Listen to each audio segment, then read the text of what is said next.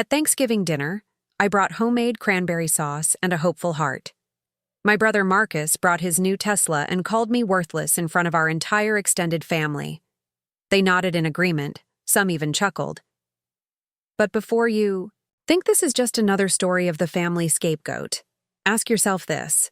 What if the person they dismissed as a failure was actually the one whose private jet was about to land in their backyard, carrying federal agents who'd been waiting to meet with her? Before we jump back in, tell us where you're tuning in from, and if this story touches you, make sure you're subscribed, because tomorrow I've saved something extra special for you. The November air in Asheville, North Carolina carried the scent of burning leaves and the promise of snow. I pulled my modest Honda Civic into the circular driveway of my parents' sprawling colonial home. The same driveway where I'd learned to ride my bike 28 years ago, back when they still believed in me. The house was already buzzing with activity. Luxury cars lined the street like a showroom display, each one more expensive than my annual salary at the nonprofit where everyone thought I worked. I stepped out wearing a simple navy dress from Target, nothing flashy, nothing that would draw attention.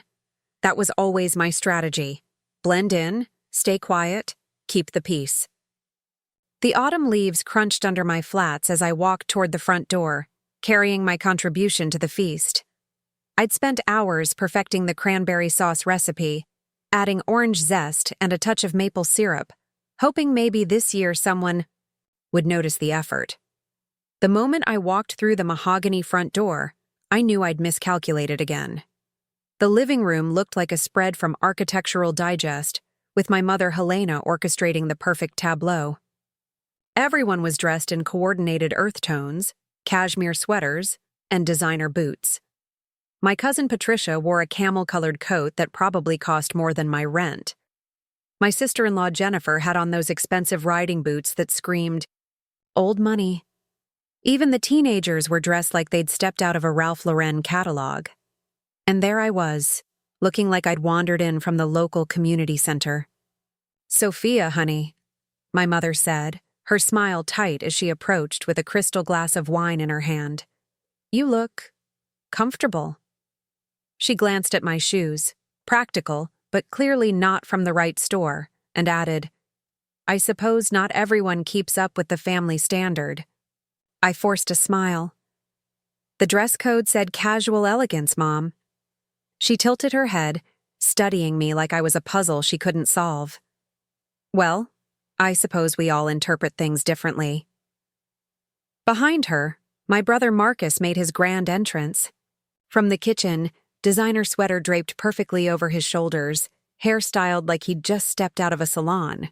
He was holding court with Uncle Robert and Cousin Jake, their laughter echoing through the house. Marcus had always been the golden child. Harvard MBA, successful tech startup, featured in Forbes Under 30 3 years running. His Tesla Model S was parked prominently in the driveway, and I'd overheard him telling someone about his penthouse in downtown Charlotte. Everything he touched turned to gold, while everything I touched seemed to disappear. I made my way through the crowd, offering polite hellos and receiving distracted nods in return. Aunt Susan asked about my job at the nonprofit, her tone suggesting she'd already forgotten my answer from last year. Cousin Michael wondered aloud if I was still living in that tiny apartment, making air quotes with his fingers. Uncle Robert patted my shoulder and said something about how not everyone could be an entrepreneur like Marcus. The dining room was set like something from a magazine. Crystal stemware caught the light from the chandelier, and the table practically groaned under the weight of my mother's ambition to impress. Place cards were arranged with military precision, and I found mine exactly where I expected it, the far end of the table, squeezed between my teenage cousin Emma and the empty chair that would eventually hold coats. I sat down quietly, smoothing my napkin across my lap, and watched my family settle into their assigned roles. Marcus, naturally, was seated at my father's right hand, already deep in conversation about market trends and investment opportunities. My father, David, hung on every word, like Marcus was delivering the secrets of the universe. "Sophia, could you help me bring out the appetizers?" My mother called from the kitchen, her voice carrying that tone that wasn't really a request. I rose without complaint, following her into the kitchen where she was arranging cheese and crackers on a silver platter. "Make sure you put out the cocktail napkins," she said, not looking at me. "The good ones, not the paper ones you brought last time." "I brought linen napkins last time, Mom." She waved her hand dismissively. "Well, they weren't quite right. Oh, and when you're done, could you check on the wine? Some of the bottles need to be opened." I spent the next 30 minutes playing server to my own family, refilling glasses, passing hors d'oeuvres, and pretending not to notice that everyone spoke around me rather than to me. When I finally sat back down, the conversation had moved to Marcus's latest business venture. "Tell them about the acquisition," my father urged, his chest puffed with pride. Marcus leaned back in his chair, clearly enjoying the attention. "Well, we just closed on a small tech company in Austin. Nothing huge, but it'll triple our user base. The investment community is really taking notice." A chorus of impressed murmurs circled the table. Aunt Susan asked about the valuation. Uncle Robert wanted to know about the exit strategy. Even my teenage cousins were leaning in, hanging on every word. Preparing and narrating this story took us a lot of time, so if you are enjoying it, subscribe to our channel. It means a lot to us. Now back to the story. "That's incredible," Jennifer gushed. "You're like a real-life Tony Stark." Marcus laughed, but I could see he was eating up the comparison. "It's just about seeing opportunities others miss, having the vision to think bigger." I sipped my water and said nothing, watching the performance unfold. This was always how it went. Marcus would share his latest success, the family would ooh and ah appropriately, and I would fade into the background like wallpaper. "And what about you, Sophia?" Uncle Robert asked, turning to me with what looked like genuine interest but felt like pity. "How's the nonprofit world treating you?" All eyes turned to me and I felt the familiar heat rise in my cheeks. "It's good. We're helping a lot of families in the community." "That's nice," Aunt Susan said with the kind of smile adults give children who've just shown them a crayon drawing. "It must be rewarding to help people." The subtext was clear. How nice that you found something to do with your life, even if it's not important. Marcus cleared his throat. "Actually, speaking of helping people, I've been thinking about starting a foundation. You know, give back to the community. Maybe Sophia could help with that, given her experience with..." He gestured vaguely in my direction. "You know, that kind of work." I felt something cold settle in my stomach. "That kind of work?" "You know, the hands-on stuff, direct service. It's important work, but it's not really strategic-level thinking." My father nodded approvingly. "That's a great idea, Marcus. Sophia could handle the day-to-day details while you focus on the big picture." They were talking about me like I wasn't sitting right there. Like I was some sort of volunteer coordinator who might be useful for stuffing envelopes and organizing bake sales. "I think that's wonderful," my mother chimed in. "Sophia has always been good with the practical details. Not everyone has to be a visionary." The conversation moved on, but I sat frozen in my chair, processing what had just happened. In the span of 5 minutes, they'd managed to reduce me to a supporting character in my brother's success story. The helpful sister who could handle the grunt work while he got the credit and the glory. I excused myself to the bathroom, not because I needed to go, but because I needed a moment to breathe. I looked at myself in the mirror, seeing the same face that had disappointed them for 28 years. The face that had never quite measured up, never quite fit their definition of success. But what they didn't know, what they had never bothered to ask about, was what I'd actually been doing for the past 8 years. They saw my small apartment and assumed I was struggling. They saw my modest car and assumed I couldn't afford better. They saw my nonprofit job and assumed I was settling for less. They had no idea that the nonprofit I worked for was actually a shell organization I'd created to funnel money to causes I cared about. They didn't know that my tiny apartment was just one of 17 properties I owned across 3 states. They couldn't imagine that the reason I drove a Honda Civic was because I preferred not to attract attention to the private jet I kept at a small airport outside the city. 8 years ago, I'd stumbled into something that changed everything. I was working as a genuine nonprofit coordinator, barely making ends meet, when I witnessed something I shouldn't have seen. A city councilman taking an envelope of cash from a developer in exchange for a zoning variance. Instead of reporting it immediately, I'd done my research. I'd followed the money, traced the connections, and discovered a web of corruption that reached from City Hall to the state capitol. When I finally approached the FBI, I didn't just bring them one dirty politician. I brought them a complete network with documentation, recordings, and enough evidence to launch a federal investigation that would eventually bring down dozens of corrupt officials and save taxpayers millions of dollars. The FBI had been so impressed with my work that they'd offered me something unprecedented, a chance to become a confidential informant, working on long-term investigations while maintaining my cover as a nonprofit worker.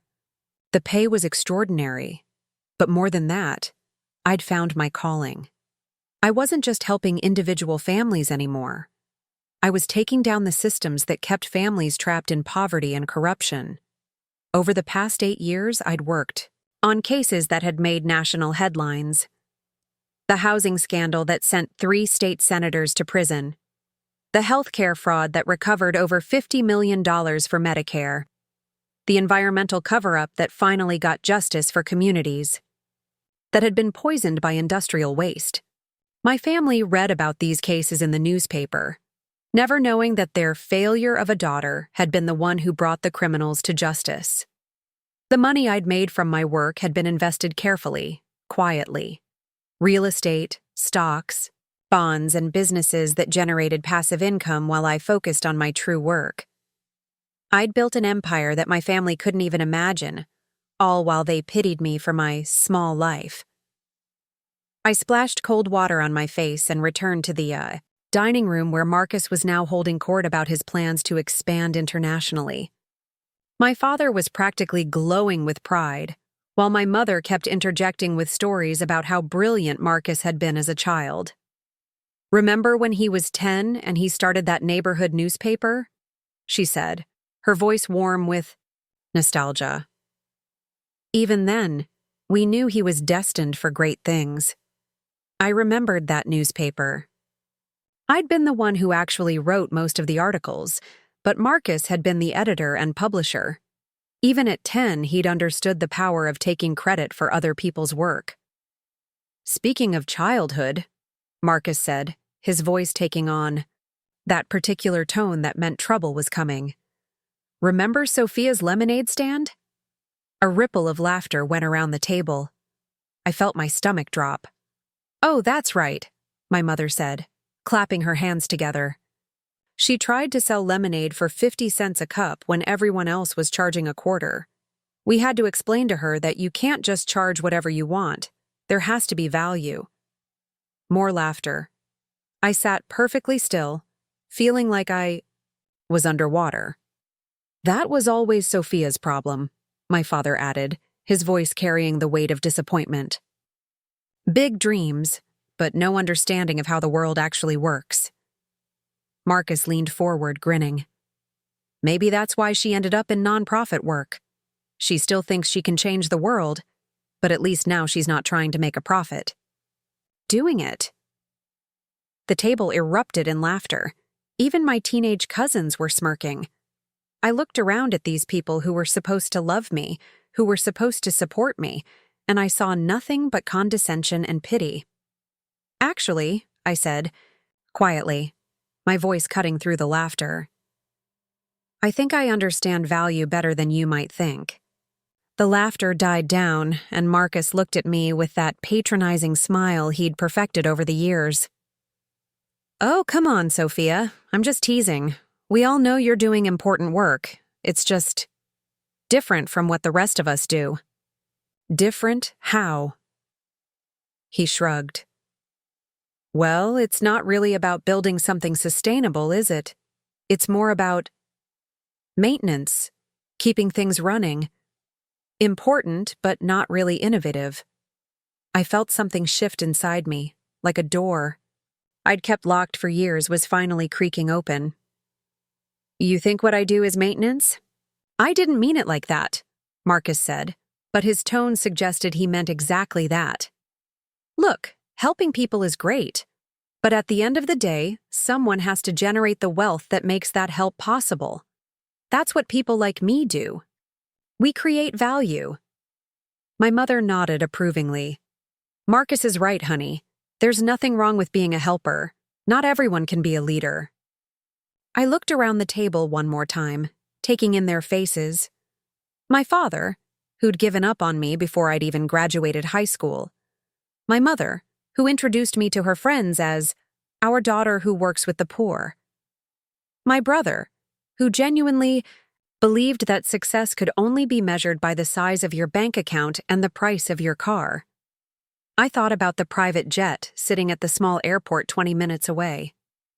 I thought about the FBI agents who were probably reviewing files at this very moment, preparing for the case that would be announced next week. I thought about the children who would have clean water because of the environmental case I'd just wrapped up, and the families who would keep their homes because of the housing fraud I'd exposed. I thought about the life I'd built while they weren't looking, the life that mattered in ways they'd never understand. And then I heard the sound I'd been waiting for all evening, the distant hum of aircraft engines, growing closer by the minute. I smiled and reached for my water glass. You know what, Marcus? You're absolutely right. Not everyone can be a leader. I took a sip, watching his face over the rim of the glass. But I've found that true leadership isn't about how much money you make or how many people know your name. Oh, here we go, he said, rolling his eyes. The philosophical nonprofit worker is about to lecture us about what really matters. I set down my glass carefully. Actually, I was going to say that true leadership is about knowing when to stay quiet and when to speak up. I've been quiet for a very long time. The sound of engines was getting closer now, and I could see my mother glancing toward the window, with a slight frown. Is someone expecting company? She asked. I checked my phone, as if I didn't already know exactly what time it was. Actually, yes, I am. Marcus laughed. What, did you call an Uber? Going to make your dramatic exit? Something like that, I said, standing up slowly. But first, I want to thank you all for this lovely dinner. It's been illuminating.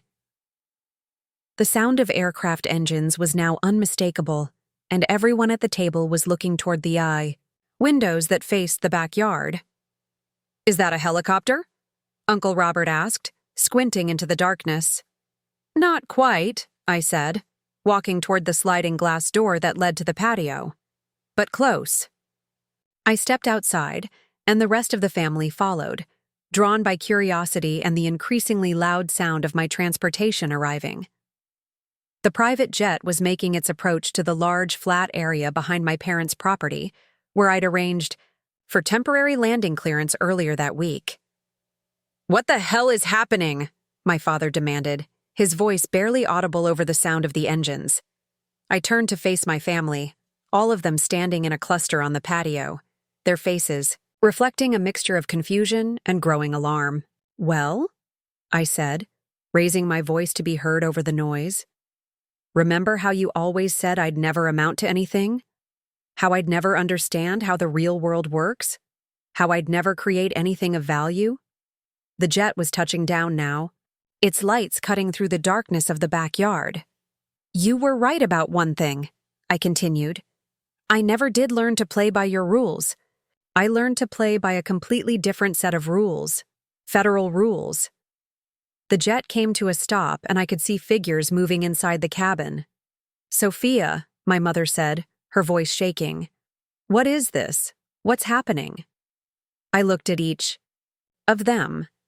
These people who'd spent my entire life making me feel small, making me feel worthless, making me feel like I didn't belong in their world of success and achievement. "What's happening?" I said, as the cabin door of the jet began to open. "Is that the person you called worthless is about to show you what actual value looks like?" The first figure to emerge from the jet was Agent Sarah Chen, my FBI handler for the past 3 years. She was followed by Agent Michael Rodriguez and Agent David Kim, all of them wearing the kind of serious expressions that meant business. They walked across the improvised landing strip toward the patio, their credentials already visible in the light from the house. "Good evening," Agent Chen said, her voice carrying the authority of the federal government. "We're looking for Sophia Martinez." I stepped forward. "That's me." She nodded professionally. "Ms. Martinez, we're ready for tomorrow's briefing. The Attorney General wanted me to personally thank you for your work on the Morrison case. The arrests begin at dawn." I could hear my family behind me, their whispered questions and sharp intakes of breath, but I kept my eyes on Agent Chen. "And the Riverside Development case?" I asked. "Closed. 16 arrests, $43 million in recovered funds. You'll be receiving a commendation from the director personally." I nodded. "Thank you. I'll be ready for the briefing." Agent Chen glanced at the family gathered on the patio, then back at me. "Shall we discuss the details on the plane?" "Actually," I said, turning to look at my family one more time, "I think there are a few details I need to discuss here first." Marcus was staring at me like I'd suddenly sprouted wings. My mother looked like she might faint. My father's mouth was opening and closing like a fish out of water. "Sophia," my brother finally managed to say. "What? Who are these people? What's going on?" I smiled, and for the first time all evening, it felt completely genuine. "These people, Marcus, are federal agents. And what's going on is that your worthless sister has spent the last 8 years working undercover for the FBI, taking down corruption rings, saving taxpayers millions of dollars, and building a life that actually matters." I turned to Agent Chen. "I'll be right there. Just give me 1 more minute." She nodded and headed back toward the jet with the other agents. I faced my family again, seeing them clearly for perhaps the first time in my adult life. "You want to know about value?" I asked, my voice steady and strong. "I've recovered over $200 million in stolen public funds. I've sent corrupt politicians to prison. I've made it possible for families to stay in their homes and communities to have clean water. That's value." I started walking toward the jet, then turned back one more time. "Oh, and Marcus? That foundation you were talking about starting? I've been running one for 6 years. We've provided scholarships to over 300 students, built 2 community centers, and funded a dozen environmental cleanup projects. But I guess that doesn't count as strategic thinking." I could see my mother reaching for a patio chair, her legs apparently no longer able to support her. "The person you dismissed as a failure owns more real estate than this entire family combined. The woman you thought was settling for less has been living a life of service and purpose that makes your tech startup look like a lemonade stand. The daughter you gave up on has been saving lives and changing the world while you were arguing about stock options." I was at the steps of the jet now, and Agent Chen was waiting for me at the top. "Happy Thanksgiving," I called back to them. "I hope you enjoy the cranberry sauce. I made it myself, just like I've made everything else in my life." I climbed the steps and disappeared into the cabin, leaving my family standing in their designer clothes on the patio, staring at the private jet that was about to carry their worthless daughter away to another life-saving mission they'd never understand. As the jet engines spooled up for takeoff, I looked out the window one last time and saw them still standing there, frozen in shock, finally understanding that the person they'd dismissed as nothing had been everything all along. The plane lifted off into the dark November sky, carrying me toward my real life, my real family, my real purpose. For the first time in 28 years, I was exactly where I belonged. The silence inside the private jet was different from any quiet I'd ever experienced. It wasn't the heavy, suffocating silence of family dinners where my voice didn't matter. This was the silence of respect, of professionals who understood the weight of the work we were doing. Agent Chen sat across from me, reviewing files on her tablet, while Agent Rodriguez worked on his laptop. The cabin lights were dimmed, and through the small windows, I could see the lights of Asheville falling away beneath us. "Coffee?" Agent Kim offered, appearing from the galley with a thermal carafe. "Please," I said, accepting the warm cup gratefully. The rich aroma filled my senses, grounding me in the reality of where I was and who I'd become. This wasn't some fantasy. This was my life.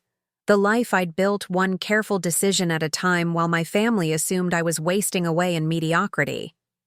Agent Chen looked up from her tablet. "Sophia, I have to say that was quite a revelation back there. Your family had no idea about any of this?" I shook my head, taking a sip of the excellent coffee. "None. I've been compartmentalizing for so long. I think I started to believe their version of me sometimes." "Well, their version was spectacularly wrong," Agent Rodriguez said without looking up from his screen. "The Morrison case alone is going to reshape how we approach municipal corruption investigations. Your methodology is already being taught at Quantico." I felt a warmth spread through my chest that had nothing to do with the coffee. For 8 years, I'd been getting validation from federal agents, prosecutors, and judges, but somehow my family's dismissal had always echoed louder. Tonight, seeing their faces when Agent Chen called me by name, when she mentioned the Attorney General's commendation, when the reality of my life crashed into their assumptions like a freight train, that had been worth 8 years of keeping secrets. "Tell me about tomorrow," I said, settling back into my seat. "What's the timeline?" Agent Chen pulled up a new file on her tablet. "Coordinated arrests begin at 600 hours across 6 states. We've got mayors, city council members, state legislators, and 3 federal contractors all going down simultaneously. The Financial Crimes Unit estimates we'll recover at least $75 million in the first wave. And the environmental component? That's the beautiful part," Agent Rodriguez said, finally looking up. "The chemical company that's been dumping in the watershed for 15 years? Their executives will be in custody by breakfast. The cleanup fund you helped us trace will cover full remediation for the affected communities." I closed my eyes for a moment, thinking about the families in those communities. Children who would have clean water to drink. Parents who wouldn't have to worry about cancer clusters and birth defects. Elderly residents who could finally trust that their government was working for them instead of against them. "There's something else," Agent Chen said, her voice taking on a different tone. "The director wants to meet with you next week. There's a position opening up in the White House liaison office.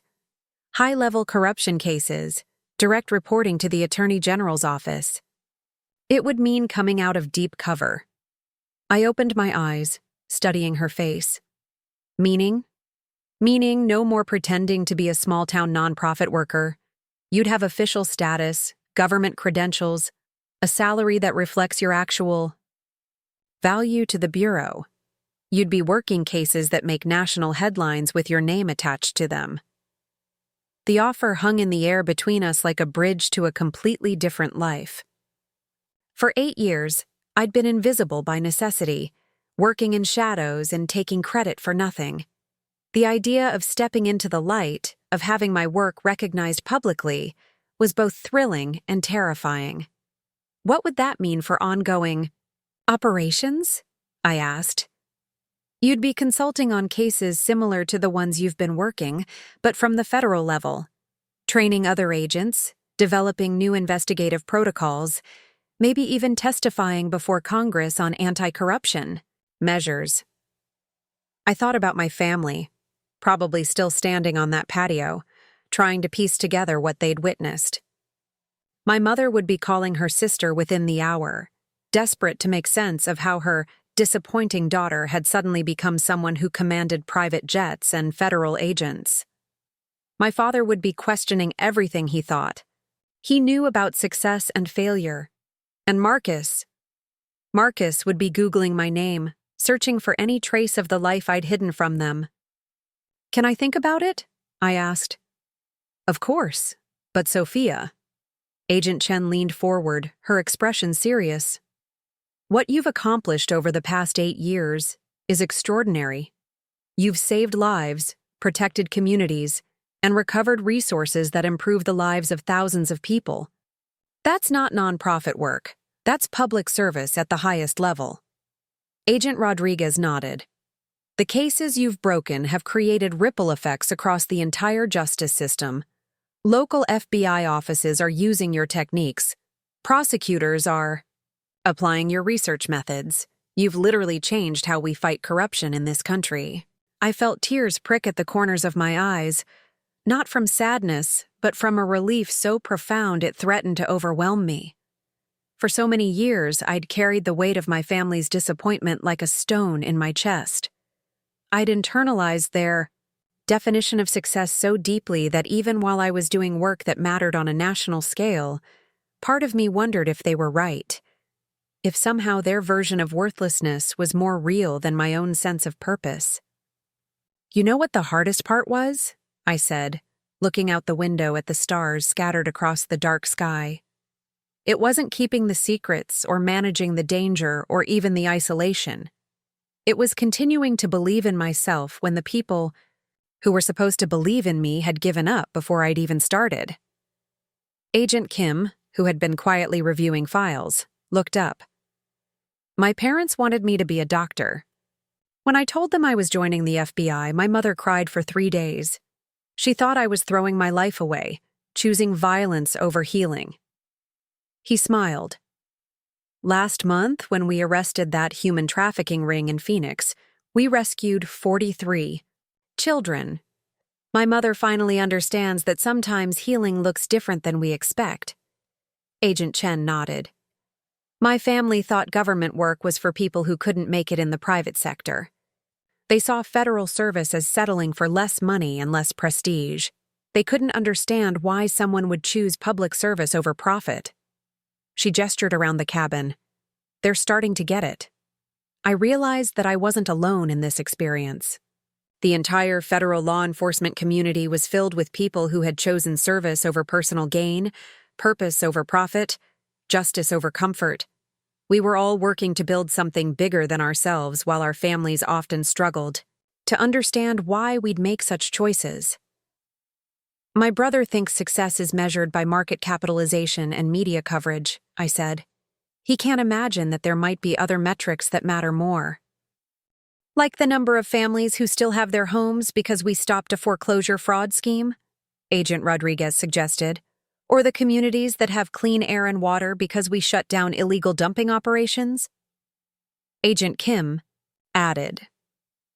"Or the children who can grow up without fear because we dismantled organized crime networks," Agent Chen finished. I laughed, feeling lighter than I had in years. "Exactly. Though I have to admit, part of me enjoyed watching his face when you mentioned the Attorney General's commendation."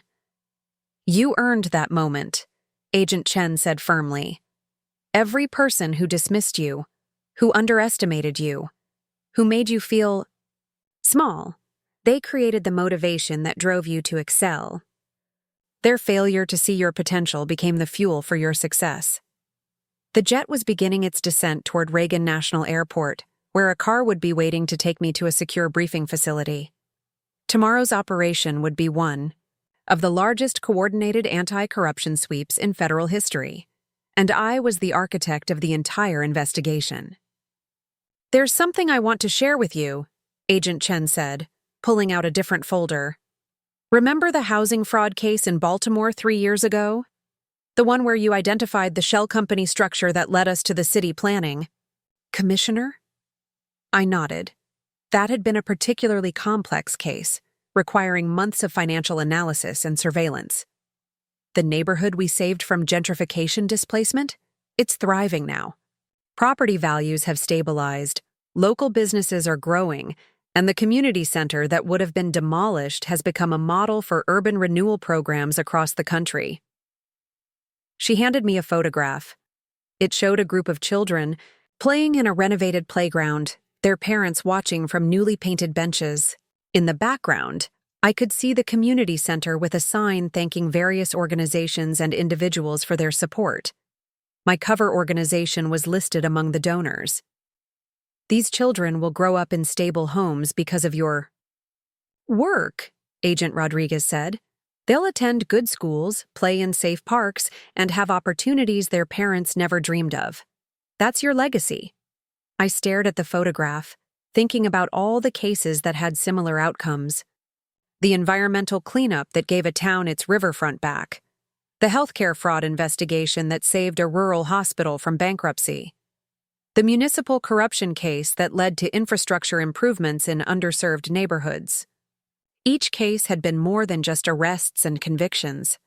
They had been about restoring trust in institutions, protecting vulnerable communities, and ensuring that public resources actually served the public good. While my family measured success, in terms of personal wealth and social status, I had been creating value that would benefit generations of people I would never meet. You know what's interesting? I said, still looking at the photograph. My family always talked about leaving a legacy, building something that would last. Marcus is always going on about disrupting industries and creating lasting value. But his tech startup, even if it's wildly successful, will probably be obsolete in 10 years. While the communities you've protected will be thriving for decades, Agent Kim said, the precedents you've set in federal court will influence justice for generations, Agent Rodriguez added. And the investigative techniques you've developed will help agents solve cases long after you retire, Agent Chen concluded. The plane touched down smoothly, and I could see the lights of Washington, D.C. spreading out beyond the runway. This city represented everything my family claimed to value: power, influence, prestige. But they had no idea that their worthless daughter had been working at the very heart of it for years. As we taxied toward the gate, I thought about the conversation that was probably happening right now in my parents' living room. My mother would be demanding explanations that no one could give. My father would be trying to reconcile the daughter he thought he knew with the woman who commanded federal agents. Marcus would be spiraling as he realized that his little sister, the one he'd spent years patronizing, had been operating at a level of responsibility and impact that dwarfed his own achievements. But more than their shock or confusion, I thought, about the transformation I'd undergone in just a few hours. For the first time in my adult life, I didn't feel like I needed their approval or understanding. I didn't need them to validate my choices or acknowledge my success. I had found my tribe, my true family, among people who shared my values and understood my mission. Ready for tomorrow? Agent Chen asked as the plane came to a stop.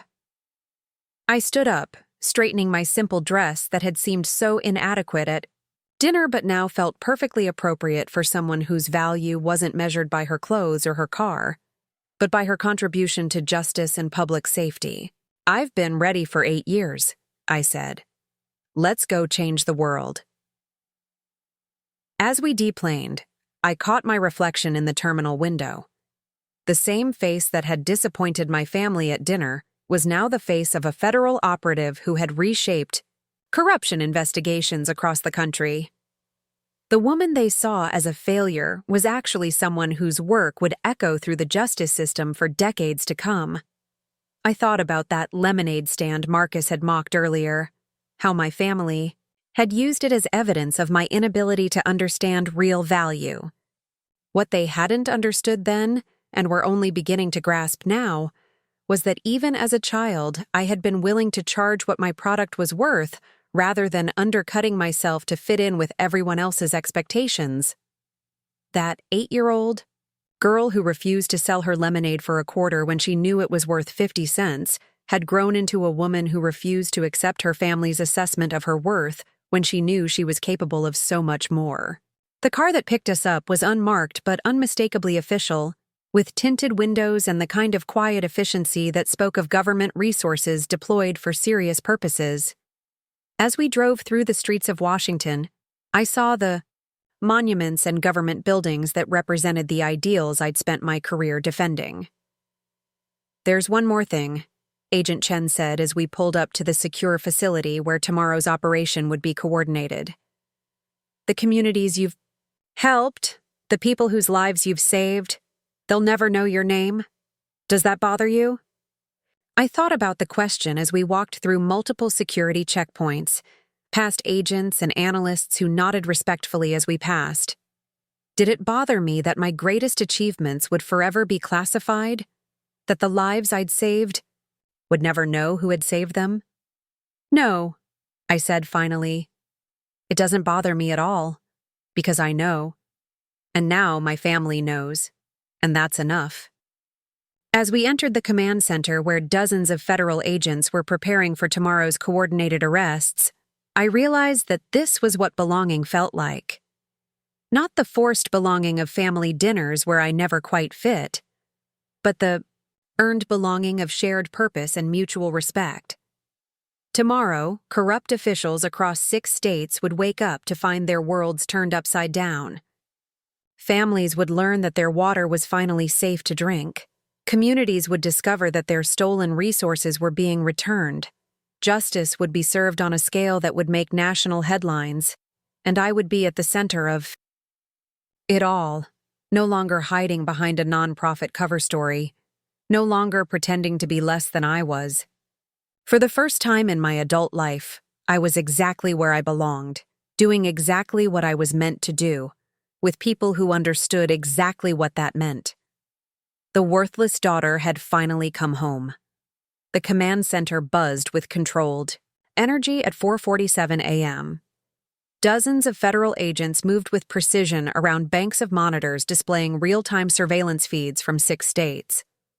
I stood at the central coordination desk, headset on, watching as 8 years of meticulous investigation reached its crescendo.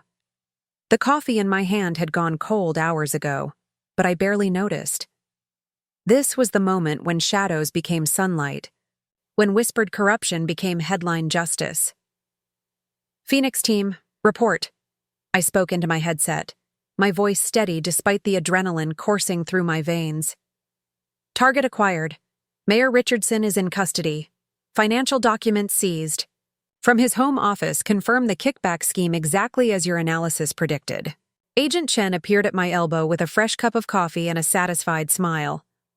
"Atlanta team just confirmed. State Senator Williams tried to run. They found him at the airport with 2 suitcases of cash and a one-way ticket to the Cayman Islands."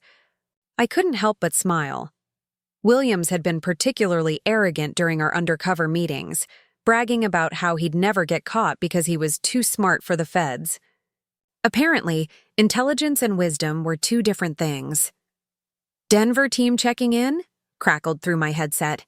"The entire City Planning Commission is now in federal custody. The evidence you compiled on the zoning fraud is absolutely bulletproof. Their lawyer is already talking about plea deals." Each confirmation felt like vindication, not just for the communities we were protecting, but for every moment I'd sat at my family's table while they dismissed my life's work as meaningless. While Marcus had been building apps and chasing profit margins, I'd been dismantling criminal enterprises that had stolen millions from taxpayers. "Sophia," Agent Rodriguez called from across the room, "you need to see this." I walked over to his station, where multiple news feeds were beginning to pick up the story. The coordinated arrests were making national headlines faster than we'd anticipated. CNN was running a breaking news banner about massive federal corruption sweep. MSNBC had interrupted regular programming for a special report. Even international outlets were covering the story. But what caught my attention was the local news feed from Asheville. Channel 13 was reporting that a private jet had been seen, landing at a residence in the exclusive Biltmore Forest area, followed by what appeared to be federal agents. The reporter was standing outside my parents' neighborhood, speculating about possible connections to the national corruption investigation. "Your family is about to get very interesting phone calls," Agent Rodriguez observed. I thought about my mother, who was probably watching this coverage while trying to process what had happened at dinner. She was going to realize that her disappointing daughter wasn't just connected to this story, she was the story. The woman she'd spent years introducing as our daughter who works with the poor had just orchestrated one of the largest federal corruption busts in recent history. My phone buzzed with a text message, then another, then a flood of them.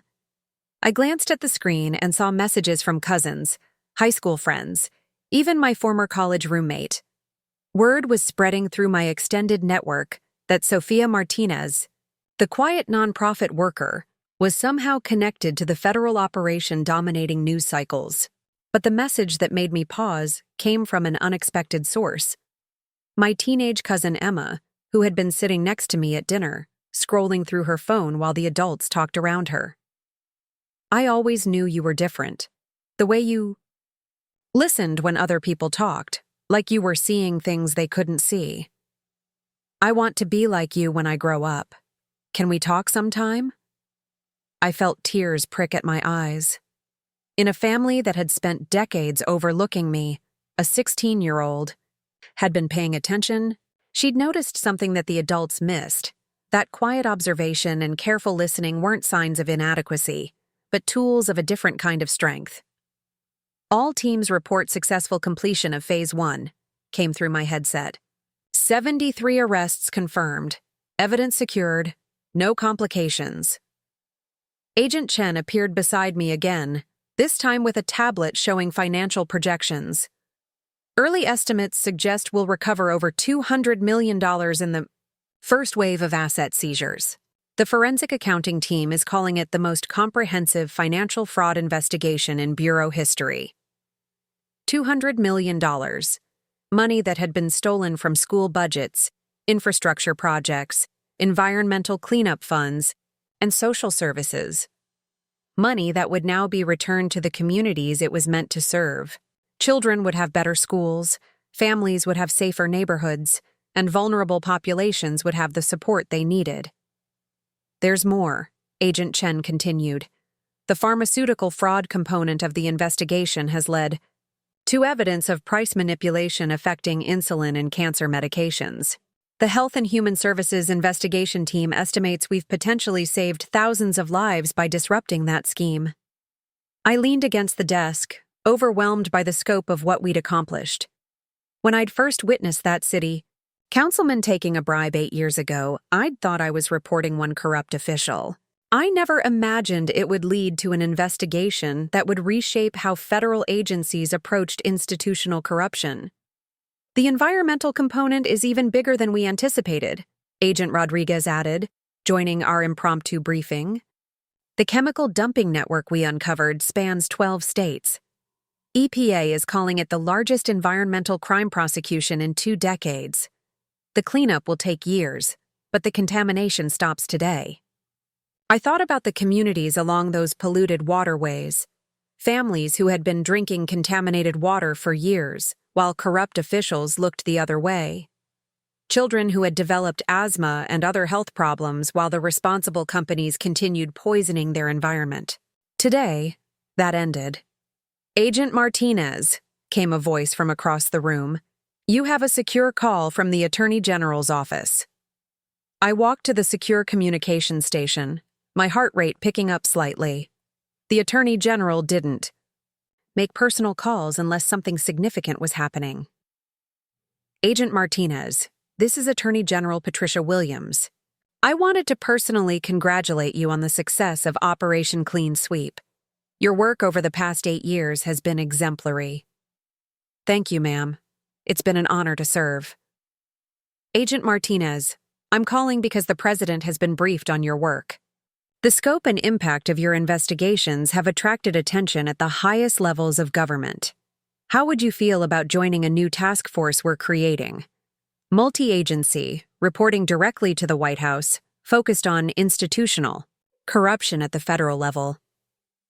I felt the room spinning slightly. The President knew about my work.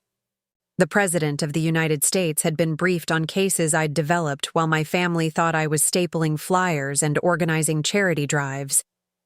That sounds like an incredible opportunity, ma'am. The position would come with significant responsibility and visibility. You'd be testifying before Congress, briefing cabinet members, and potentially representing the United States at international anti-corruption conferences. Your cover would be completely blown, but your work would have global impact. I looked around the command center, at the agents and analysts who had become my true family over the past 8 years. People who understood that success wasn't measured by salary or social status, but by the difference you made in the world. I'd be honored to serve in that capacity, ma'am. Excellent. We'll discuss details next week, but I wanted you to know that your country recognizes the extraordinary value of your service. What you've accomplished represents the very best of federal law enforcement. After the call ended, I stood in the secure communication booth for a moment, trying to process what had just happened. In the span of 12 hours, I'd gone from being dismissed as worthless at a family dinner to being recruited for a White House task force by the Attorney General of the United States.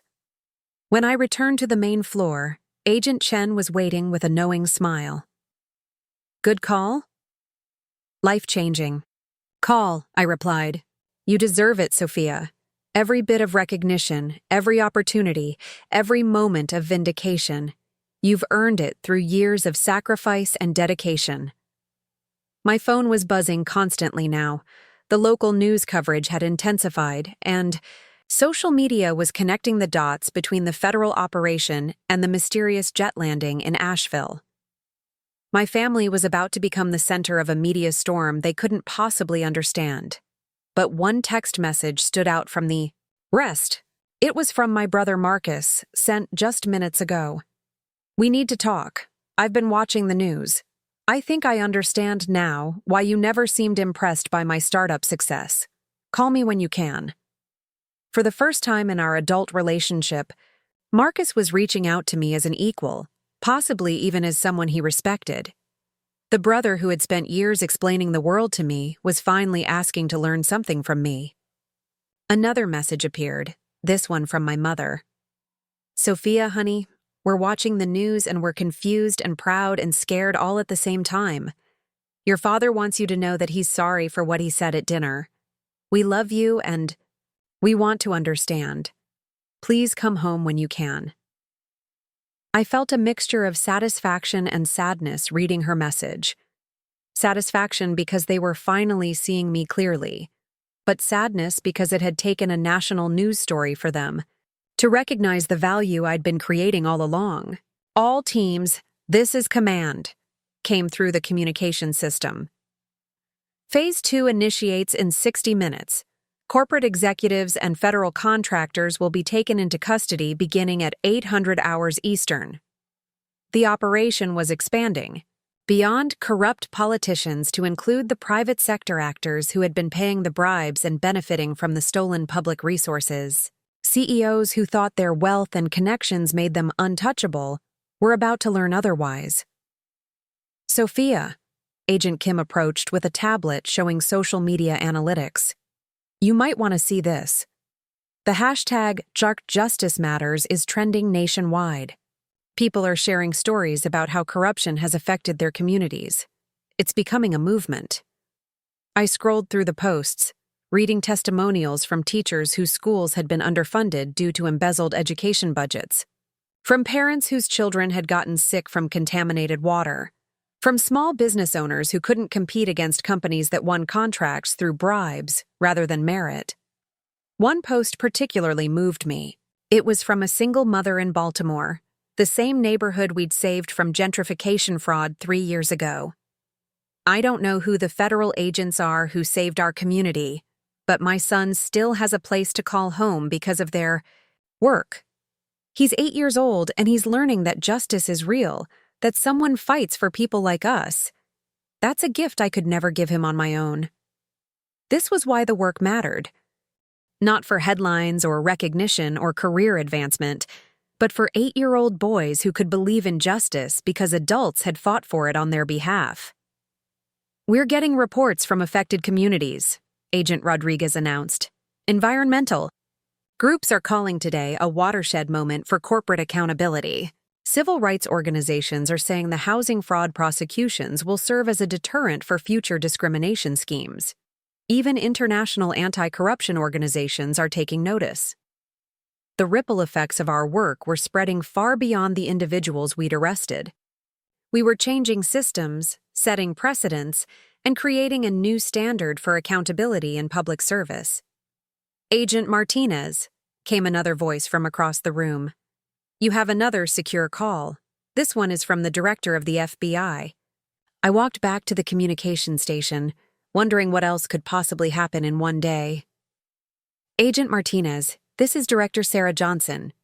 I'm calling to inform you that you're being awarded the FBI Director's Award for Excellence in Criminal Investigation. It's the highest honor the Bureau can bestow, and you've earned it through sustained excellence over 8 years of undercover work. Thank you, Director. I'm deeply honored. Agent Martinez, there's something else. Your work has been so impressive that we're creating a new training program based on your investigative techniques. New agents will study your cases as examples of how to build complex, multi-jurisdictional investigations. Your methodology is being incorporated into the FBI Academy curriculum. I felt overwhelmed by the magnitude of what she was telling me. My work wouldn't just impact current cases, but would influence how future federal agents approached corruption investigations for years to come. Additionally, the director continued, the international law enforcement community has taken notice. Interpol has requested that you lead a seminar on multi-jurisdictional corruption investigations at their next global conference. The techniques you've developed are being studied by law enforcement agencies in dozens of countries. When the call ended, I sat in the communication booth for several minutes, trying to absorb the full scope of what had happened. 24 hours ago, I had been sitting at a folding table, dismissed as worthless by people who thought success meant quarterly earnings and social media followers. Today, I was being recognized by the highest levels of government, law enforcement, and international organizations for work that would influence justice systems around the world. My phone buzzed with one more message, this one from my father. Sophia, I've been watching the news all morning. I've been reading about corruption investigations and federal operations, and I keep seeing connections to things you must have been working on. I realize now that I never asked you the right questions. I never tried to understand what you were actually doing. I measured your worth by my definition of success instead of recognizing that you had found something far more important. I'm proud of you, and I'm sorry it took me so long to see it. I felt tears flowing freely now, not from sadness, but from relief. The validation I'd spent my entire life seeking from my family was finally coming. But I realized I no longer needed it. I had found my worth in the work itself, in the communities I'd protected, in the justice I'd served. Agent Martinez, Agent Chen appeared at the communication booth. Phase 2 arrests are complete. All corporate targets are in custody.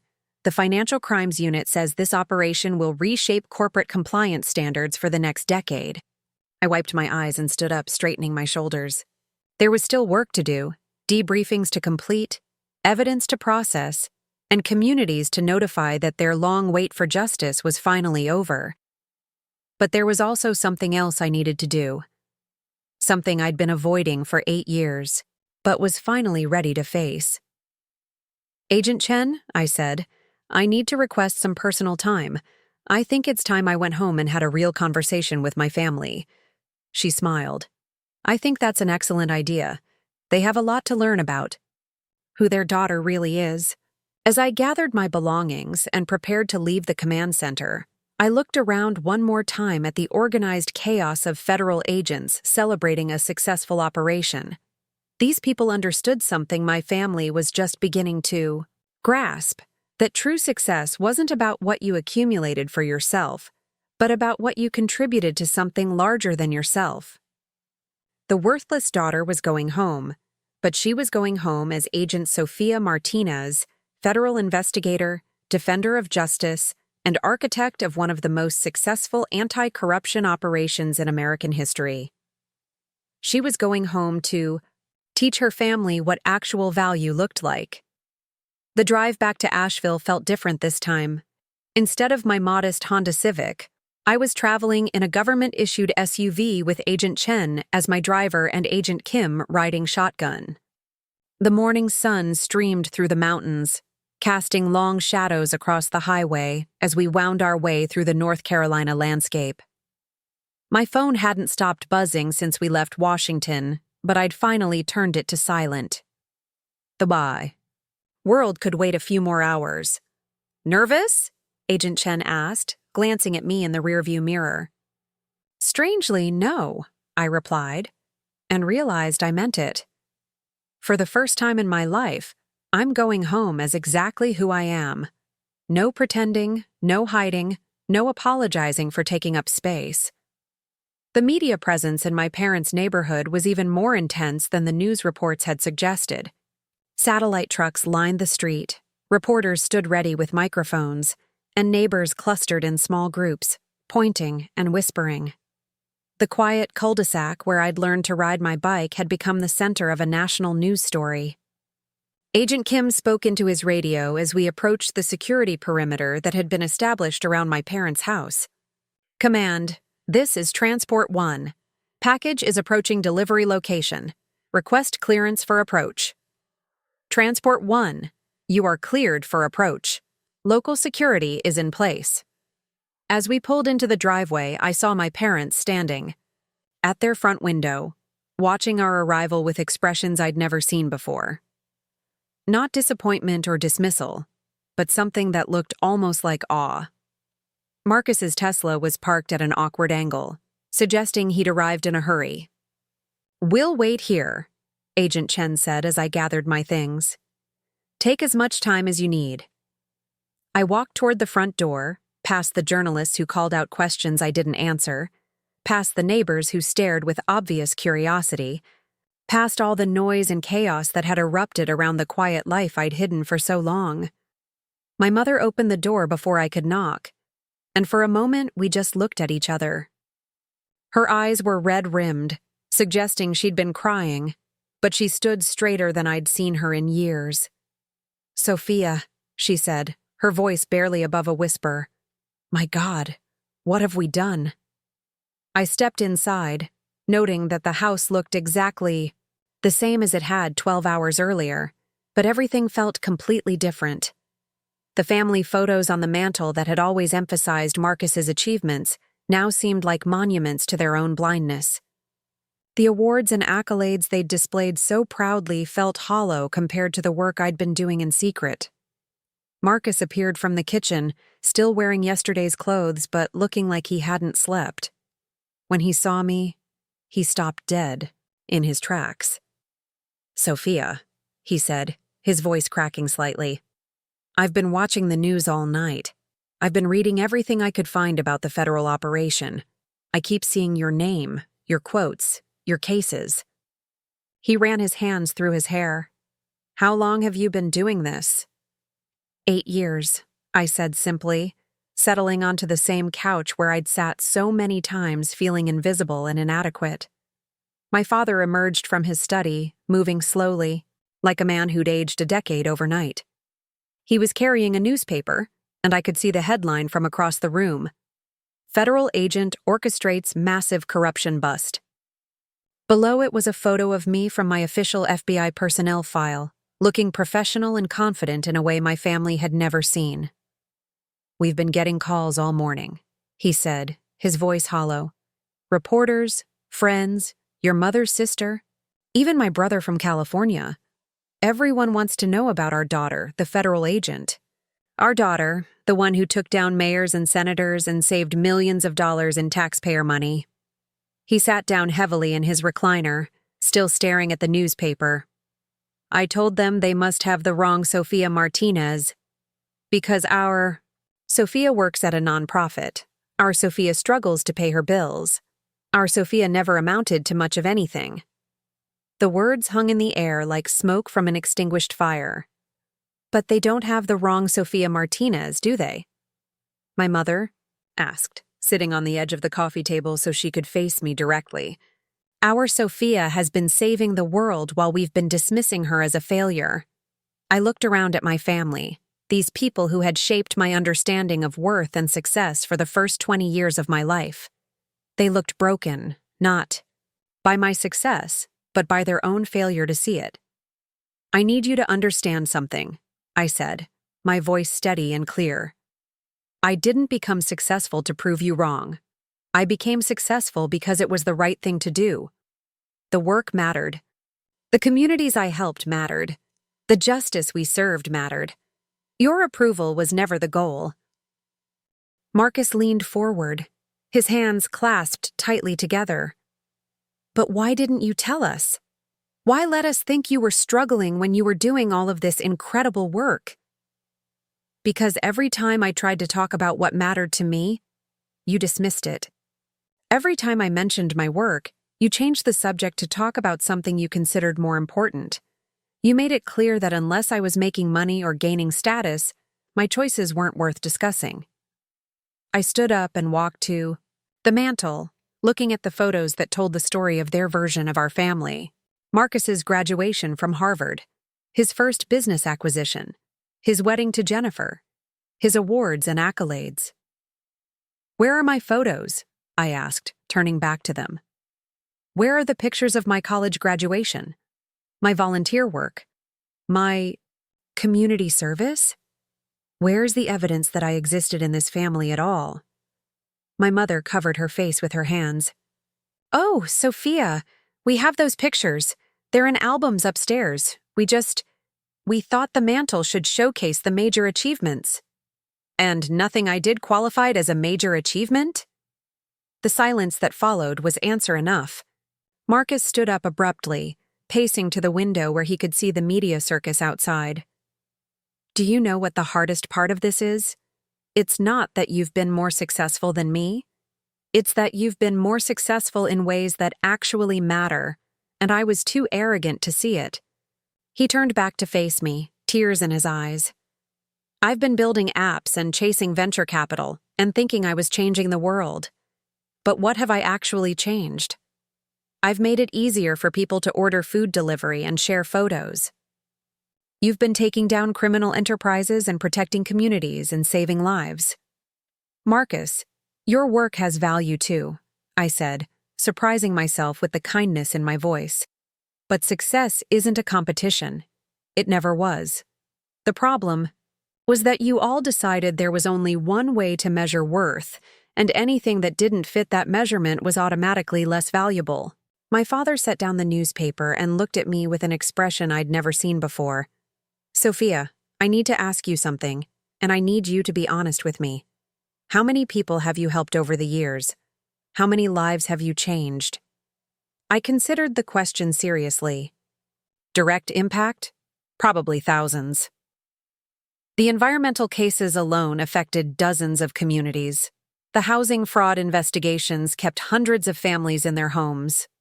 The healthcare fraud cases saved lives by exposing price manipulation and insurance scams. And indirect impact? The precedents we've set, the investigative techniques that are now being taught to other agents, the policy changes that have resulted from our work, potentially millions of people will benefit over time. My father leaned back in his chair, staring at the ceiling. Millions of people.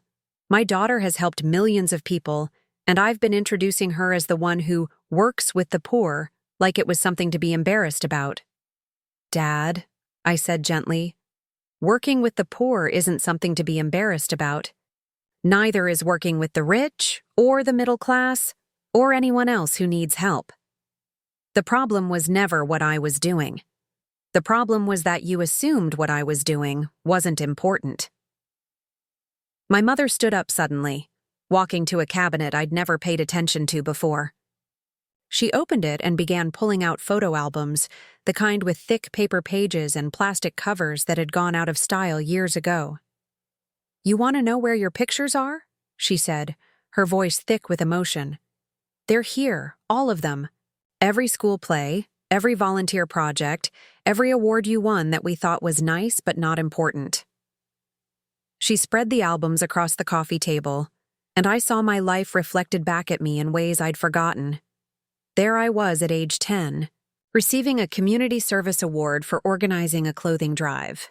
At 15, leading a river cleanup project. At 18, giving a speech at my high school graduation about the importance of public service. We kept every picture, my mother continued, tears streaming down her face. We kept every newspaper, clipping, every certificate, every piece of evidence that you were becoming an extraordinary person. We just didn't understand what we were looking at. I sat back down, overwhelmed by seeing these pieces of my past that my family had preserved even while they were dismissing my present. There's something else, my father said, reaching into his pocket for his phone. Your cousin Emma posted something on social media last night. It's been shared thousands of times. He handed me the phone, and I read Emma's post. Everyone's talking about the federal agent who took down all those corrupt politicians, but I know her as my cousin Sophia, who always remembered my birthday, who helped me with my college essays, who taught me that success isn't about what other people think of you, but about what you contribute to the world. She's been my hero for years, and now everyone else gets to see what I've always known. That quiet strength is the most powerful force in the universe. Proud family. Real hero. Justice matters. The post had been shared over 50,000 times, with comments from people sharing their own stories about family members whose value had been overlooked, about quiet heroes in their own lives, about the difference between fame and impact. She's been getting interview requests all morning, Marcus said. CNN wants to talk to her about growing up with a federal agent. The Today Show wants to do a segment on family members of undercover officers. She's become famous just for recognizing your worth when the rest of us couldn't see it. I felt a warmth spread through my chest that had nothing to do with vindication and everything to do with love. Emma had seen me clearly when the adults in my life had lost focus. She had recognized strength where others saw weakness, purpose where others saw aimlessness. I want to understand, my mother said, sitting back down and reaching for my hands. I want to understand how we got this so wrong. Help me see what we missed. I looked at her hands holding mine, hands that had applauded Marcus's achievements, and dismissed my own and realized that understanding was finally possible. You missed it because you were measuring the wrong things, I said. You measured salary instead of impact. You measured recognition instead of service. You measured what I accumulated instead of what I contributed. But how were we supposed to know? My father asked. You never told us about the important work you were doing. I tried, Dad. Remember when I told you I was working on housing issues and you asked if I was finally going to buy a bigger apartment? Remember when I mentioned environmental work? And you suggested I get a job with better benefits? Every time I tried to share what mattered to me, you redirected the conversation to what mattered to you. Marcus sat down across from me, leaning forward with an intensity I'd rarely seen from him.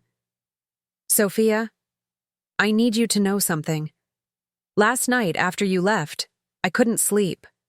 I kept thinking about all the times I'd patronized you, all the ways I'd dismissed your work as less important than mine. And then I started researching the cases you've been involved in. He pulled out his tablet, opening to a news article. This environmental case in Colorado? The one where you exposed the chemical company dumping in the watershed?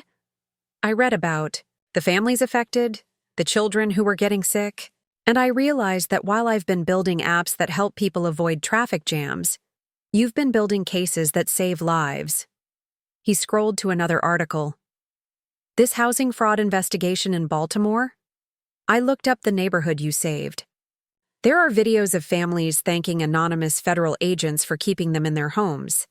Elderly people crying with relief because they don't have to leave the community where they've lived for 50 years. His voice broke slightly. I've spent years thinking I was the successful one because I could afford expensive cars and designer clothes. But you've been giving families the chance to afford staying in their homes. You've been giving communities the chance to afford clean water and safe neighborhoods. The pharmaceutical case, my father added, looking at his own research on his phone. The one where you expose the insulin price manipulation scheme. Do you know how many diabetic patients will be able to afford their medication because of your work?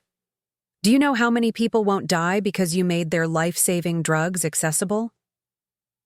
I felt tears starting, not from sadness, but from the overwhelming relief of finally being seen clearly by the people whose vision had mattered most to me for so long. "There's something I need to tell all of you," I said. Something I've never said out loud because I was afraid it would sound like I was making excuses or feeling sorry for myself. They waited, giving me the space to find my words. Growing up in this family, being constantly compared to Marcus and found lacking, being treated like my dreams were less valid and my work was less important, it almost broke me. There were nights when I wondered if you were right, if I really was the family failure, if I should just give up and try to become whatever you wanted me to be. My mother's hands tightened around mine. But then I realized something that changed everything. Your inability to see my value wasn't evidence that I lacked value. It was evidence that you were looking in the wrong place. And once I understood that, I stopped looking for validation from people who didn't understand what they were measuring. I stood up, walking to the window where I could see the government SUV still waiting in the driveway, Agent Chen and Agent Kim representing the world where my value was never questioned. I found my family among people who shared my values. I found my worth in work that mattered to me. I found my success in service rather than status. And I discovered that the opinions of people who don't understand your mission, even if they're family, don't have to define your sense of purpose. Marcus joined me at the window. What happens now? Between us, I mean. How do we move forward from here? I turned to look at him, this brother who had been both my greatest source of pain and my most persistent motivation to prove myself. We start over, I said. We build a relationship based on who we actually are, instead of who we used to think each other was. We learn to measure success in ways that honor both of our contributions. And we teach Emma and the younger generation that there are many different ways to build a meaningful life. And if we mess up again? My mother asked from across the room. If we fall back into old patterns of not seeing you clearly? Then you mess up, I said, smiling for the first time since I'd walked back into this house. But now you know what you're missing when you do. And now I know that your blindness is about your limitations, not mine. My phone buzzed with a text from Agent Chen. Take all the time you need, but the Attorney General's office called. They want to brief you on the White House task force position tomorrow. The world is waiting to see what you'll do next. I showed the message to my family, watching their faces as they read about yet another opportunity they'd never imagined possible for their unsuccessful daughter. The White House? My father said, his voice barely audible. A task force reporting. Directly to the president, I confirmed. International anti-corruption work. Congressional testimony. Cabinet briefings. Everything you thought I wasn't capable of on the biggest stage possible. Marcus laughed, shaking his head in amazement. And here I was proud of myself for making it into a tech magazine's 30 under 30 list. Marcus, I said seriously, I need you to understand something. I'm not telling you this to diminish your achievements. I'm telling you this so you'll understand that success comes in many different forms, and the form you choose should align with your values, not with other people's expectations. I gathered my things, preparing to leave this house that had shaped me, wounded me, and ultimately motivated me to become someone they never imagined possible. Where are you going? My mother asked. Back to Washington, I said. I have a world to help save. As I walked toward the door, my father called out one last question. Sophia, when you were sitting at that folding table last night, when we were all dismissing you and making you feel small, what were you thinking? I paused with my hand on the doorknob, considering how to answer the question that would help him understand the transformation we'd all witnessed. I was thinking that you had no idea who you were talking to, I said. And I was right. I walked out of that house for the second time in 2 days, but this time I was leaving as someone they finally recognized. The worthless daughter had become Agent Sophia Martinez, and Agent Sophia Martinez had work to do. The world was waiting, and I was ready to change it. 6 months later, I stood at the podium in the United Nations General Assembly Hall, looking out at representatives from 193 countries. The same hands that had once been dismissed as good with practical details now held a speech that would reshape international anti-corruption protocols. The woman my family had called worthless was about to address world leaders about the future of global justice. "Distinguished delegates," I began, my voice carrying clearly through the vast chamber. "Corruption is not a local problem with local solutions. It is a global cancer that requires coordinated international surgery." The month since Thanksgiving had been a whirlwind of transformation that even I couldn't have imagined. The White House task force position had been everything Agent Chen had promised and more. I'd testified before Congress 17 times, briefed cabinet members on emerging corruption patterns, and developed new international cooperation protocols that were already being implemented by law enforcement agencies worldwide. But perhaps most importantly, I'd learned to step fully into the light. No more hiding behind nonprofit cover stories. No more apologizing for taking up space. No more measuring my worth by other people's limited vision. "The methodologies we've developed in the United States," I continued, "have proven effective across cultural and governmental boundaries. From municipal corruption in American cities to pharmaceutical fraud affecting global supply chains, the patterns are consistent, and so must be our response." In the gallery, I could see my family sitting in the visitor section. All of them had come to New York for this address. My parents, Marcus, even my teenage cousin Emma, who was now applying to criminal justice programs with dreams of following in my footsteps. The transformation in our relationships had been gradual but profound. Marcus had made the most dramatic changes. Within 2 months of our reconciliation, he'd redirected his entire company toward developing technology solutions for government, transparency, and accountability. His latest app allowed citizens to track how their tax dollars were being spent and report suspected corruption directly to federal authorities. He'd found a way to combine his technical skills with meaningful, social impact, creating the kind of success that aligned with values rather than just profit margins. The cases we've prosecuted over the past year have recovered over $1 billion in stolen public resources, I announced to the Assembly. But more importantly, they've restored faith in institutions that serve the people rather than exploiting them. After my UN address, there was a reception where diplomats and law enforcement officials from around the world wanted to discuss collaboration opportunities. The girl who had once sat alone at family gatherings was now sought after by some of the most powerful people on the planet. Agent Martinez approached a woman with a slight French accent. "I'm Commissioner Laurent from Interpol. We've been following your work with great interest. Would you consider leading our new global anti-corruption initiative?" Before I could answer, another voice joined the conversation. "Agent Martinez, I'm Director Chen from the International Criminal Court. We have a position opening that would allow you to prosecute corruption cases with international jurisdiction." The opportunities were overwhelming, but in the best possible way. Every door that had been closed by my family's limited expectations had been blown wide open by my commitment to meaningful work. Later that evening, I sat in my hotel room video calling with a group that had become increasingly important to me. The young agents I'd been mentoring through the FBI's new corruption investigation training program. These were agents in their 20s and 30s who had chosen public service over private profit, justice over personal gain. "Agent Martinez," said Agent Sarah Kim, a recent Academy graduate, "I wanted to update you on the municipal corruption case in Portland. Using your investigative framework, we've identified a network that extends to 3 other cities. The scope is even bigger than we initially thought." "That's excellent work, Sarah. Remember, Corruption is like a spider web. Pull one thread and the whole structure becomes visible. What's your next step?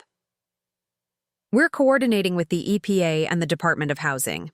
The environmental and housing fraud components are connected through the same shell company structure you taught us to identify. Agent Michael Torres, working on a case in Texas, chimed in.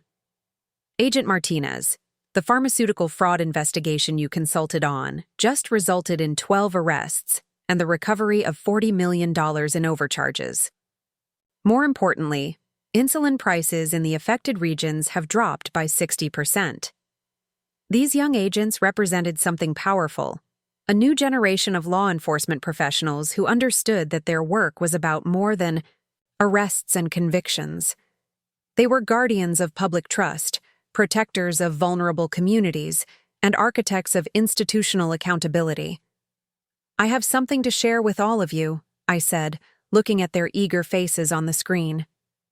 The Attorney General has approved funding for a new FBI division focused exclusively on institutional corruption. It will be the first of its kind, with jurisdiction across all federal agencies and the authority to coordinate with international partners.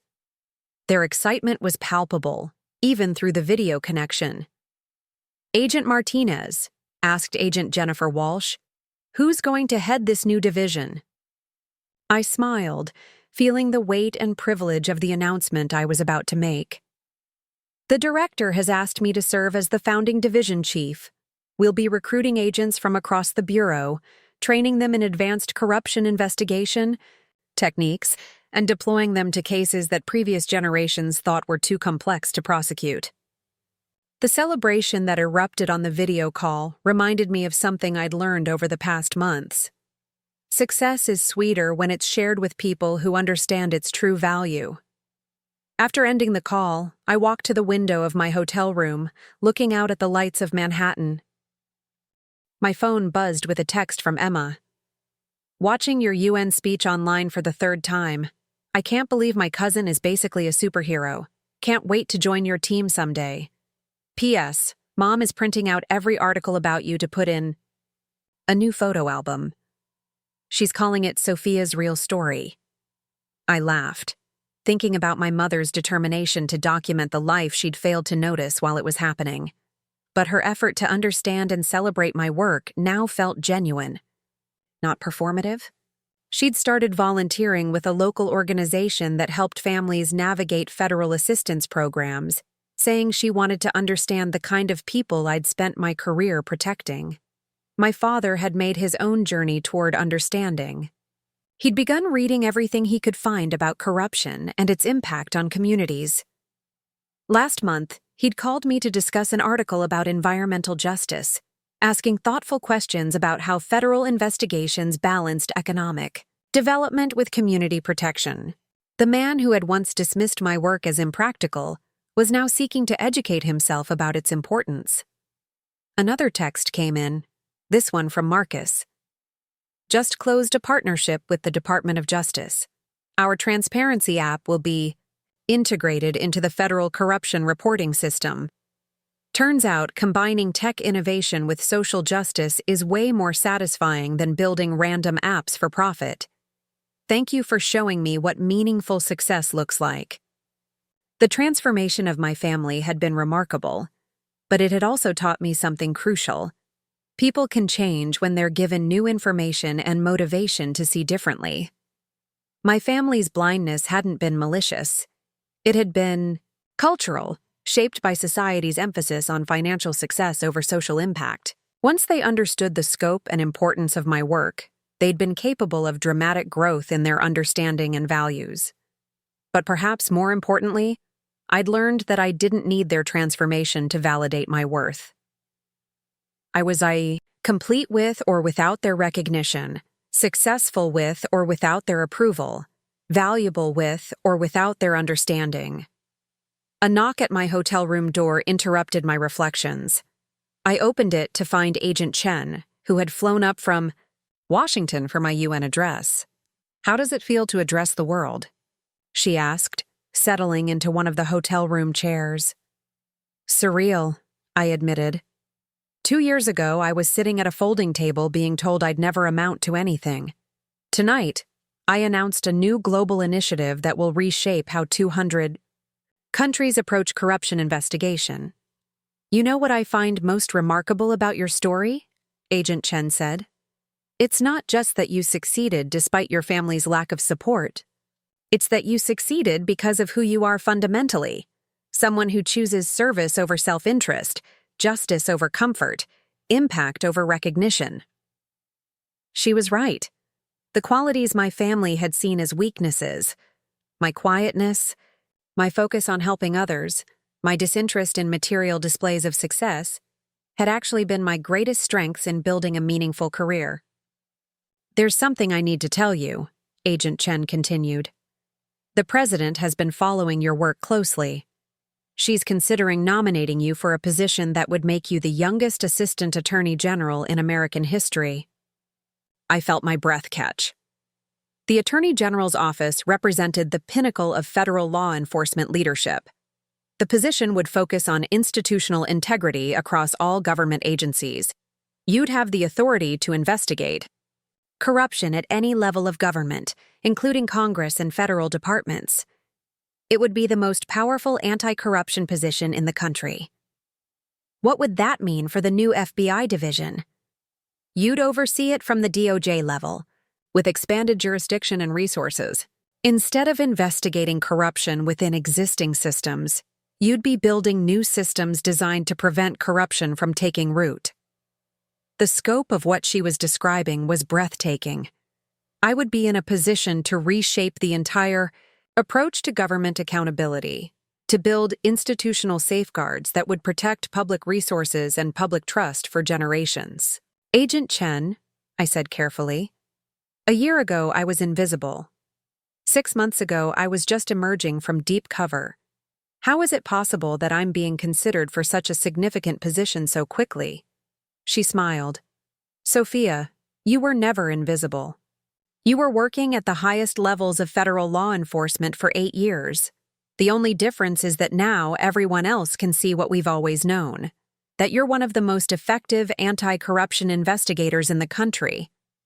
But the politics, the confirmation process, the public scrutiny. The president believes that your story, someone who chose public service over personal gain, who built expertise through years of field work rather than political connections, who understands corruption from the ground up, is exactly what the country needs right now. I walked back to the window, processing the magnitude of what was being offered. Assistant Attorney General, congressional oversight authority, the power to investigate corruption at the highest levels of government. There's one more thing, Agent Chen added. The position would come with a platform.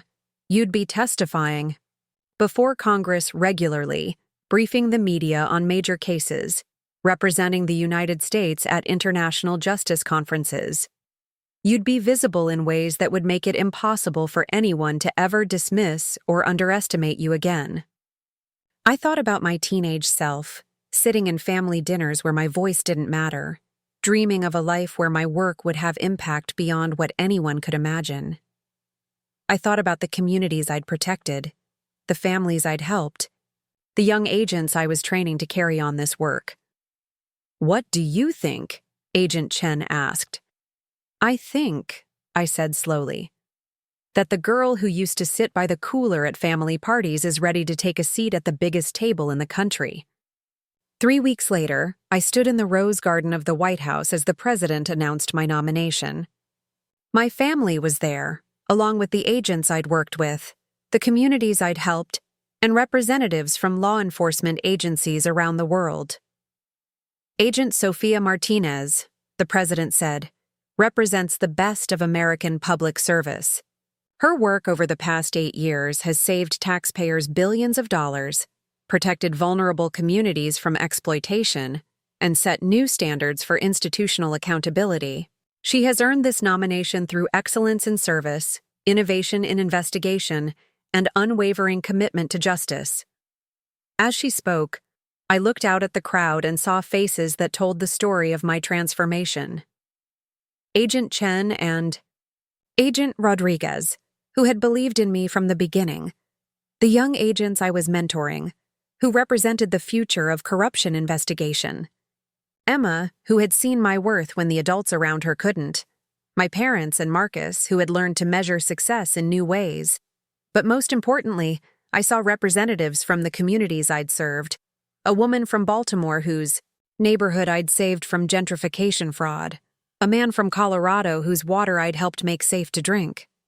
A teacher from Arizona whose school had been funded with money I'd recovered from corrupt officials. These were the people who understood what success really looked like. Not cars or clothes or social status, but children with clean water, families with safe homes, communities with trustworthy institutions. The position of Assistant Attorney General for Institutional Integrity, the President continued, will give Agent Martinez the authority and resources to build corruption prevention systems that will protect American democracy for generations to come. After the ceremony, as I mingled with the guests in the rose garden, a young girl approached me with her mother. She couldn't have been more than 10 years old, with bright eyes and a shy smile. "Are you the lady who catches the bad guys?" she asked. "I'm one of many people who work to make sure everyone plays by the rules," I said, kneeling down to her level. "My mom says you help people like us, people who don't have a lot of money." I looked up at her mother, who smiled and mouthed, "Thanks you." "You." "I help make sure that everyone gets treated fairly," I told the little girl. "Rich people, poor people, everyone in between. The rules should be the same for everybody." "When I grow up, I want to catch bad guys too," she said with the certainty that only children possess. "Then you should study hard, learn everything. You can, and remember that the most important thing isn't how much money you make, but how much good you do in the world." As the little girl and her mother walked away, I felt the full weight of what I'd accomplished. Not just for myself, but for everyone who had ever been told they weren't good enough, smart enough, or important enough to make a difference. That evening, back in my apartment in Washington, the same modest apartment I'd lived in for years, though I could now afford much more, I sat at my kitchen table with my laptop, reviewing files for the corruption prevention systems I would soon have the authority to implement nationwide. My phone rang. It was my mother. "Sophia, honey, I just wanted to call and tell you how proud we are. Watching you at the White House today, hearing the president talk about your work, seeing all those important people treat you with such respect." "Mom," I interrupted gently, "I need you to understand something. I was always worthy of that respect. The work I was doing before anyone recognized it was just as important as the work I'm doing now. The only thing that changed was your ability to see it." There was a pause before she responded. "You're right," she said quietly. "And I'm sorry it took us so long to learn how to look." "The important thing is that you learned," I said, "and that Emma and her generation will grow up understanding that success comes in many different forms." After hanging up, I returned to my files, planning the systems that would make corruption harder to hide and easier to prosecute. I was designing the framework that would protect communities like the ones I'd grown up in, that would ensure public resources actually served the public. The worthless daughter had become Assistant Attorney General Martinez, but more importantly, she had become exactly who she was always meant to be. Someone who chose service over status, justice over personal gain, and impact over recognition. And in a world that desperately needed people willing to fight for what was right rather than what was profitable, that choice had turned out to be the most valuable thing of all. The girl who had once sat by the cooler was now setting the table for justice itself. Up next, you've got 2 more standout stories right on your screen. If this one hit the mark, you won't want to pass these up. Just click and check them out. And don't forget to subscribe and turn on the notification bell so you don't miss any upload from us.